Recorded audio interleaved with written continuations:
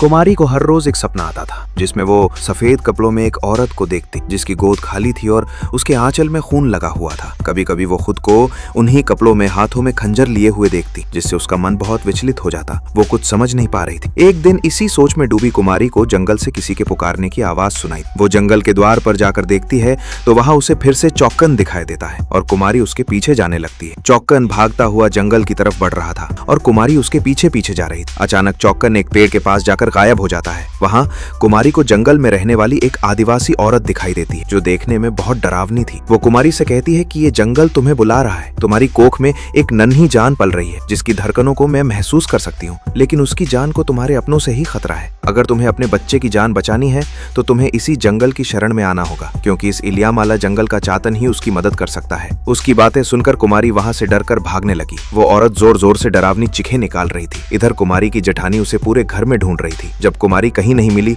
तो उसने बाहर जाकर खोजा। तभी उसने देखा कुमारी घबराते हुए जंगल की तरफ से बाहर आ रही थी और बाहर आते ही बेहोश हो गई।